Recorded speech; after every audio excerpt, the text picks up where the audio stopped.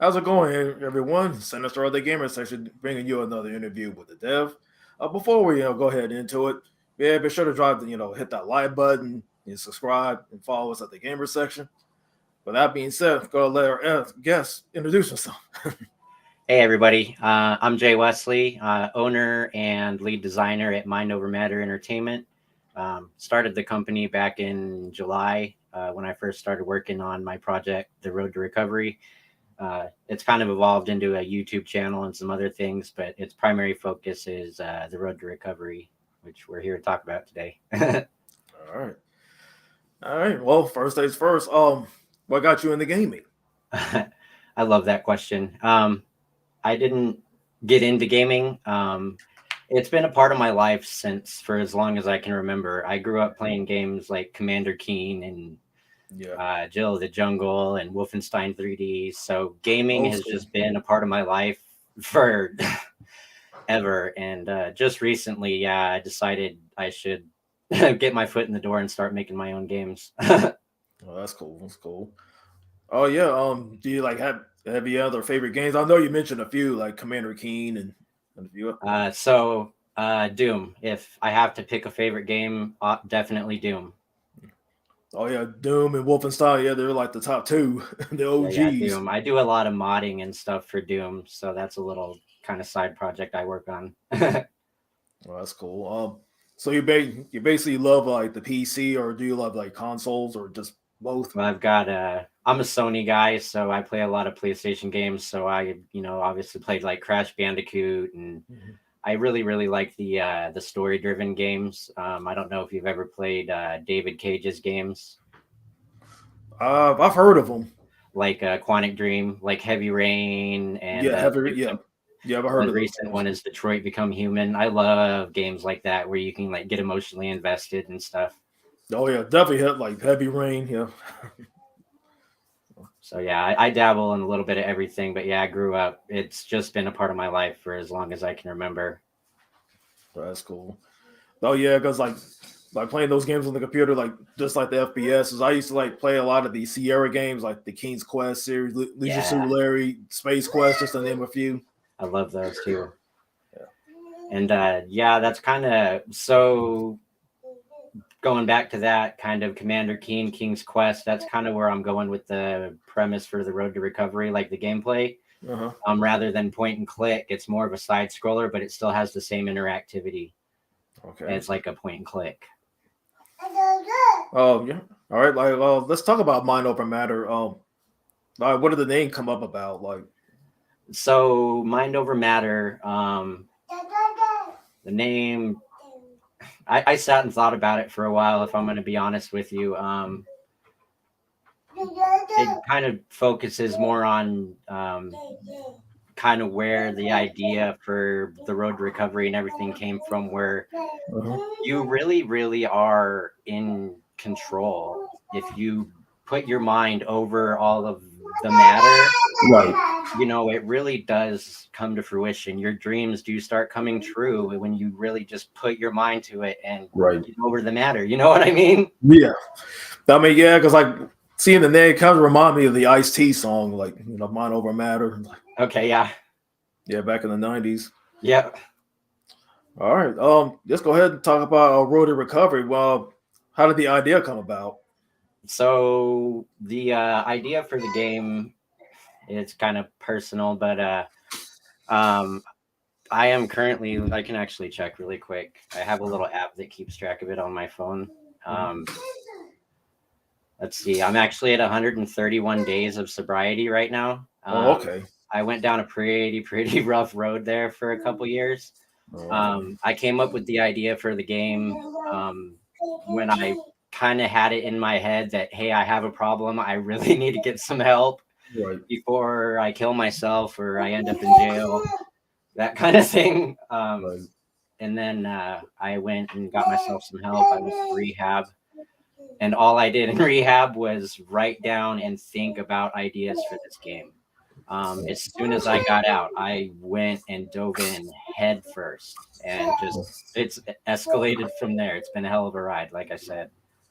I mean, that's good to know. Like, you got the help that you needed, and you kind of channeling into this project that you have right now. So, Yeah. um, And that's I what like guess the goal is I want people to be able to play it, whether right. they've been through substance recovery or they have traumatic loss or anything like that. The character Ash that you play as, I'm kind of basing it obviously off of my personal experience with substances. Okay. But I'm hoping there's other themes in there that you'll be able to pick it up and walk away and just be like, yeah, I'm not alone. I can get through this, Right. that kind of thing. All right. What did you use to develop the game? Like, did you use like Unreal Engine or any other engine? So when I first, like I said, I first got out of rehab and dove head first, I started trying to use the Unreal Engine No. because I was familiar with C++ and that Uh-huh. everything was like, hey, try Unreal for that reason. Uh-huh. And then I don't know if you're familiar with Thomas Brush and his videos. No. So I started watching his videos on YouTube and it Mhm. really, really swayed me the other direction towards Unity Mhm. and to learn C# and go that route. So it's entirely done in Unity now. It's all Unity. Oh, that's good because I mean, yeah, because like some of the other people I've interviewed, of course, in past interviews, like some use Unity, some use Unreal. It's like it's like everybody has like their own taste, like whatever benefits them. It's more of a personal preference. Like there's the constant battle in the indie scene. I'm sure you're aware of what's better, Unreal or Unity. They Right. both have their benefits. To me, if I had a nice team behind me, I would probably use Unreal. But Unity to me is a lot more indie friendly, and it's easy to learn and use. And the documentation they have is incredible. So there's just a lot of resources out there that you can use to get started. Obviously, it's fantastic. It's incredible Right. the progress that this project has made in 131 days. It's crazy. Yeah, I can imagine. It's like, yeah, because usually when it comes to Unreal, I guess it's like the top of the top. It's like if you're like I think for more advanced users, they'll probably use that just to, oh, just like you said, like you have a team behind you. That way, you probably can get it through it faster and have your ideas come together, things like that. But other than development, like what are the other things that you do to this game? Like, do you do like the artwork, the music, or So Mind Over Matter Entertainment, when people ask me about it, when I'm on social media and Twitter, I'm behind the Mind Over Matter Entertainment face, but it's me. It's an entirely solo thing. I do the art, I do the coding, um, I do have a really, really good friend of mine that we're starting to collaborate and put together an original soundtrack for the game. So it's coming together really awesome. It really sets the tone incredibly. So he's really the only other one that's helping me out with it right now. But I do all the art in Photoshop myself and, work on all my own sounds in Audacity. And yeah, it's so much fun though. I love it. I can't get enough. That's cool. I know you probably gave it a few hints of what the plot line is all about. What about the presentation? How do you mean presentation? Like cut scenes. I mean, since you already mentioned the music, you already mentioned the audio part. Like, is there like HUDs or anything like tells you what direction? Is like all speech bubbles. You interact with any objects. That kind of thing. So as you're going through the game, when you very, very first click the start game button, there is a little cutscene that plays that kind of gives you, it's probably about 45 seconds long, that gives you a brief story, a synopsis of, yeah, last night was a hell of a party pretty much. And you woke Right. up today and you were like, you know what, I've had enough of this crap. I'm done. Today is the day that I clean up and get my shit together. Sorry, Right. pardon my French, but Oh, yeah, go ahead. Speak away. and then the story develops after you do that. After you wake up, you come out of your apartment, and that's where a lot of the gameplay you see on Twitter that I post. That's honestly a really really small portion of what I have done. I can't wait to show you guys some more, but it looks great. But yeah, when you come out of the apartment, your neighbor Gloria is somebody you run into. She helps push it forward. I programmed a little cell phone in that you get little text messages on. Okay, cool. So there's a lot of interesting ways, and yeah, interacting with the environment, whether there's little cues that'll pop up and you can examine. So there's little ways that really flesh out the world and push the story forward, and it's awesome. It's looking so good. I can't, All I right. can't, I don't even have words, honestly. All right. Let's go ahead and talk about the game. What's the gameplay like? So, like I mentioned earlier, you were mentioning King's Quest, and Yes. yeah, obviously I played a lot of Commander Keen. Hmm. Um, I didn't want to dive into game dev and be like, "Oh, I'm going to make some awesome game," and a side scroller seemed really feasible, like something I could pull off. So, I taught myself how to do the art, and with Thomas Brush's help in Photoshop, Well, that's and cool. started putting it together, and the pieces have just kind of been falling together. Whether I punch out some art in Photoshop really quick and then the scene just kind of falls together, and I'm like, oh, hey, I should put a character there that you can interact with. And there's a Hmm. there's a strange, I call them, the strange encounters that you can have. There's a hobo Dave. Uh-huh. He lives in a tent behind your laundromat, and he's like kind of really inebriated. He's sitting there drinking a beer, and he's like, "Hey, I need you to go find me a hammer, and when you bring me a hammer, I'll pay you some serious coin." There's just some really interesting things that happen, but the main premise of it, there's little inspirational quotes that I kind of Okay. throw on the wall that look like graffiti that Okay. say that things like we'll get through it, or the future is good, or just Mhm. little inspirational quotes that kind of remind you, yeah, you can get through it, it's going to be okay. Okay. I mean, so like your main character is like, I mean, I'm sure like interaction with that Bobby, surely he's gonna come across situations like, oh, like something that's dangerous, like oh, it's like kind of question your decisions, like oh, like should I do it? Should I not do it? You kind of question your decisions, and I say like since like King's Quest, like he's usually you go out and you get this object, you bring it over here, or so like you mentioned, someone asks like, hey, can you get this for me in exchange for this? That kind of thing. Yeah, it's that same kind of loop, but yeah, like I said, imagine where you would point and click with King's Quest to like examine stuff, and the character moved around when you clicked. You have more control because it's the side scroller, but you can still walk up and examine things and talk to characters in kind of the same way as a point and click adventure. Okay. It's like, what about danger areas? Like, hey, like say like you access this area, it's like, oh, it's game over, or So do you the get way it works, I was toying around with the idea, obviously, for a while. Um, so there's not going to be a game over screen. You're never going to have Ash died. The character, no matter what you do, the game is going to keep moving forward. right? Um, so there's no actual death. I am kind of playing around with the idea that you could end up in a shady situation, and are you going to take the drink or are you not? And then that'll obviously reset you back to day one. I am kind of toying with that idea, but I think with the way it's going right now, I'm just going to kind of keep it progressing Right.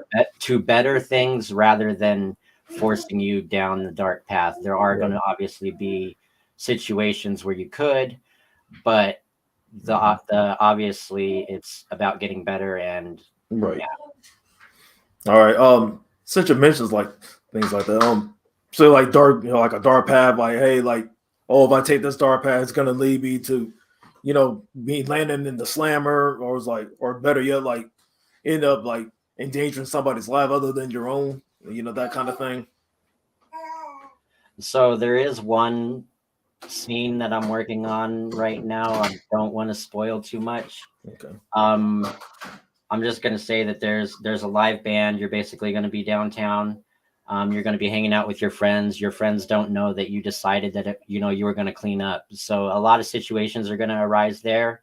Uh-huh. It's like I said, I don't want to spoil it, but I'm really really working on drawing out some crazy situations with that Okay. whole scene. Okay. Um, is there like a be like a progression meter or like a probably like an inventory system? Like since you have to go up, maybe somebody ask you, "Hey, can you fish it? Get this for me." Like, "Hey, I'll go to this area, try to go get it," and things like that. So I do have the inventory system. It has 3 boxes at the top right corner.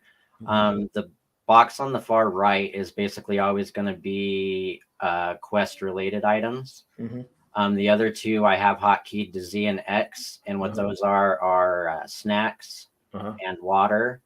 And what those do is I have your energy bar broken off into 4 bursts. So when you hit shift, you can run for the duration of your burst, and then it'll stop you, and then you can hit it again and run as long as you have the burst.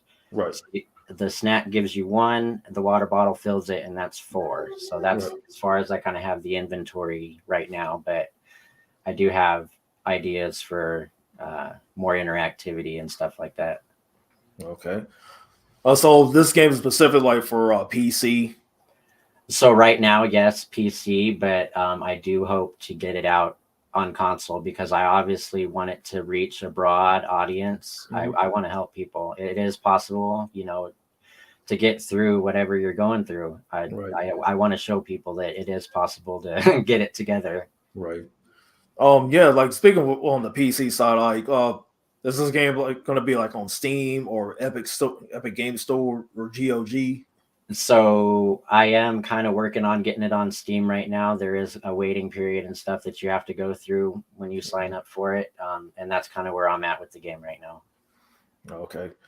Yeah, because I always like it's always interesting. Like some of the people I interviewed, previously, they always talk about their Steam experiences. Like, yeah, whether it be good or bad, 'cause, it seems like Steam has always been the mecca, like the go-to, like for anybody who want to get their game out there, especially indies. Like, like I said, I've seen some good games like come from indie that's like special playing on Steam. It's like, man, this is really cool.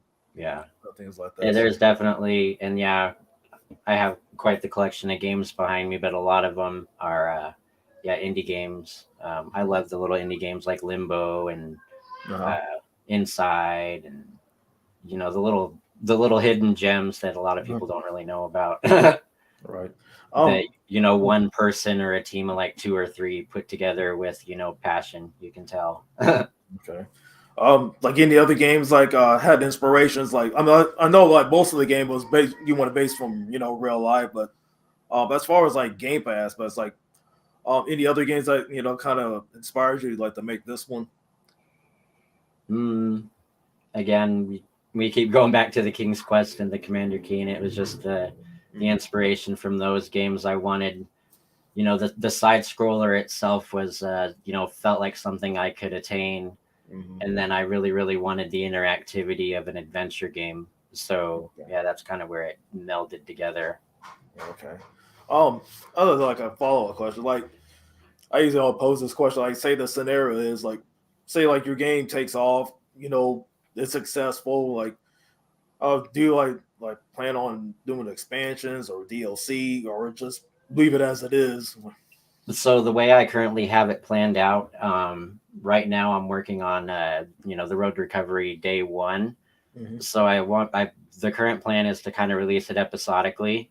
Okay. So you're gonna have Day 1, and then probably Day 7, and then probably like 14, and then later on probably Day 30. Kind of like that, but episodically. Yeah, because almost like the Telltale games, like yeah, exactly. Or Life is Strange. I have that behind me like that. Okay, like maybe probably sometime in the future, probably release like a perfect collection or probably in a bundle. Like say like everybody wants to play it all at once, or can just play it in spurts the way they want it. Correct. Yeah, exactly. So yeah, I'm gonna release it episodically, and then once it's all said and done, and the Road to Recovery is done, I'm obviously gonna release it as a whole. This is the Road to Recovery, all of it. But it's obviously going to be the same price as what everybody paid up to that point. Right. All right. Do you have like any other gaming ideas? Like, let's say like say this one is done. It's like, hey, everybody have another gaming idea. I want to throw, you want to throw it down there. Like, it's like something that you want to do in the future. Right now, all my focus is really on this. It's night and day. 8 to 10 hours a day, probably. I work on this project. Like I said, I feel like I share a lot. Like it seems like every time I post on Twitter, I'm posting something new, but it's really 10% of what I have done. Like realistically, I have so much that I haven't shown. It's it looks so incredible. Well, that's cool.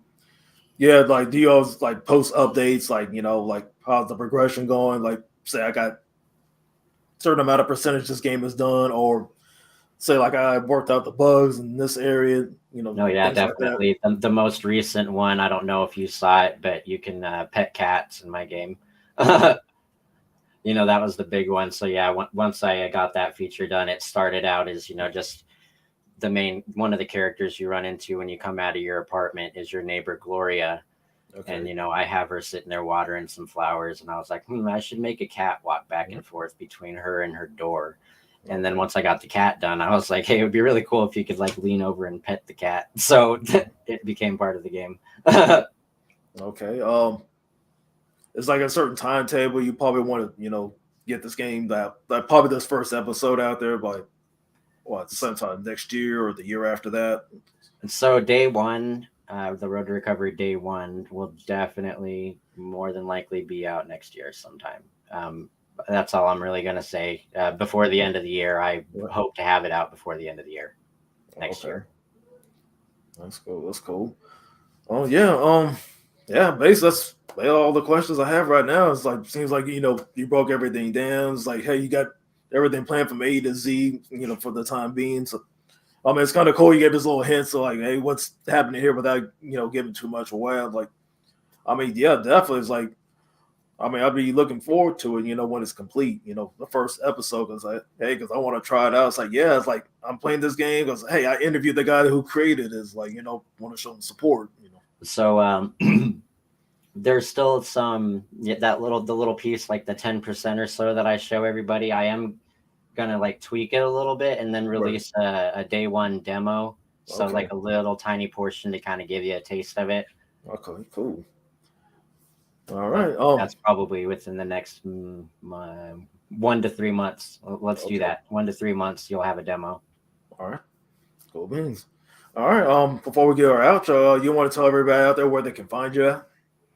So I have it down below there at Mind Over Matter, and basically Mind Over Matter Entertainment. You can find me on YouTube, Instagram, Twitter. Twitter is where I'm really super active. My YouTube channel is starting to kind of take off. I show you how to make maps in Doom. I take you from square one, your first little room, and can kind of build it out. There's 5 parts in it so far. All right, cool beans. All right, everyone. This is your host, Sinister. Of course, you can find me on my social medias, like my Twitter handle is right there, Country19, and I'm also on Instagram at Sinister1019. And this concludes another gaming interview with the dev. Hope y'all take it easy out there. Peace out.